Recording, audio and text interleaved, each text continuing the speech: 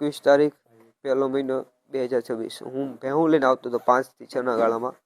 આગળ ટ્રાફિક હતી, માણસોની અવર જવર હતી, રસ્તો સાંકડો હતો કે એમાં એક બાજુ જ માલ નીકળી કે બધી બાજુ માલ ના જઈ શકે.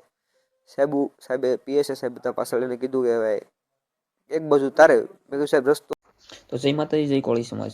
તો તારીખ 21/1/2024 ને રોજ ભાઈ મોટા કોટોડામાં જે ભાઈ મારામારીનો કેસ બન્યો છે, જે ભાઈ બગડાણામાં ભાઈ કોળી સમાજને એવા નવનીતભાઈને માર મારવામાં આવ્યો હતો, એવી જ રીતે ભાઈ આ ભરવાડભાઈને માર મારવામાં આવ્યો છે.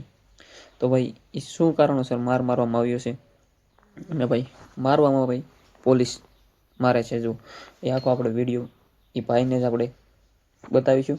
અને ભાઈ જ કહે છે ભાઈ કઈ રીતનું એને માર મારવામાં આવ્યું છે અને શું બાબતે માર મારવામાં આવ્યું છે. તો ચાલો આપણે જોઈએ. 21 તારીખ 1લો મહિનો 2026 હું ભેહું લઈને આવતો હતો 5 થી 6 ના ગાળામાં. આગળ ટ્રાફિક હતી, માણસોની અવર જવર હતી, રસ્તો સાંકડો હતો કે એમાં એક બાજુ જ માલ નીકળી કે બધી બાજુ માલ ના જઈ શકે. સાહેબે પીએસએ સાહેબ બધા પાછળ એને કીધું કે હવે એક બાજુ તારે. મેં કીધું સાહેબ રસ્તો આગળ સારો આવે ને એટલે તારવી દો, એટલે 2 ગાડી નીકળી જાય. તો એ ગાડીમાંથી ઉતર્યા ને સીધી ગાડી મીડા બોલવા, અને જેમ મન ફાવે એમ ગાડી બોલવા મીડા, સીધા મારી પાસે મોટો કાટલો પકડ્યો અને ઢીકા પાટા જેવું શરૂ કર્યું. એમાં કાંઈક એને એ ઢીકા પાટું માર્યું મને. પછી એમ વાતચીત મેં આમ હાથ બસ આડો કર્યો છે એને મારવાનું ચાલુ રાખ્યું મને. પછી એ બાબતે હા બસાવ કરતો હતો મારો, બીજું કઈ નતું થયું. પછી એમાં બસ એને મને મારવાનું ચાલુ રાખ્યું. એમાં એ થોડુંક એને વાગ્યું, થોડુંક મને વાગ્યું. એ લોકોએ મને માથાના ભાગમાં માર્યા હશે લગભગ 12 થી 13 ધોકા. બડો હતો મારા હાથમાં, મારો બડો લઈ લીધો ને મને માર્યો. હાથમાં માર્યો, અહીંયા હાથ દુખે છે, આ પગ દુખે છે, વાહના ભાગમાં માર્યા છે 12-13. પછી માથામાંથી આ 2 જીવ હાલત હતી. છેલ્લે અમુક સમયમાં 7-8 ધોકા માથામાં વાગ્યા, એટલે મને બધું આમ દેખાતું બંધ થઈ ગયું. થોડાક ટાઈમ માટે સતે મારવાનું ચાલુ બંધ થઈ ગયું હતું બધું. આમ જાણે કે બધું આમ આંખું બધી બ્લર થઈ ગઈ હતી. માણસો બધા ઘણા હતા આજુબાજુમાં. એ લોકોએ મને નથી માર્યો. પછી અંતમાં હજી એક સાહેબ આવ્યા, એને પાસે લોખંડનો પેપ હતો અને એને મને લોખંડનો પેપ હોય તે માર્યો. પીળો ટી-શર્ટ પહેર્યું હતું કે શર્ટ પહેર્યો હતો, માથાના ભાગમાં માર્યો હતો.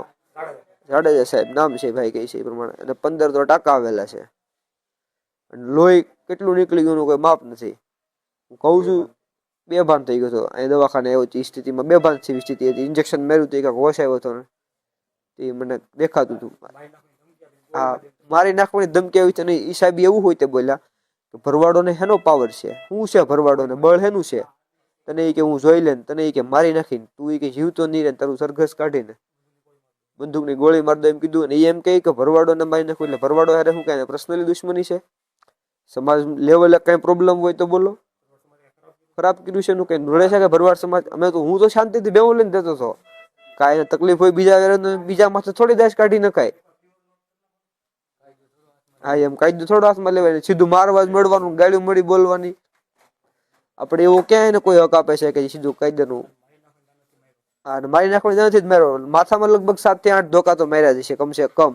7-8 ધોકા તો મને યાદ હતું. પછી જ મારું આમ બેભાન જેવું છું.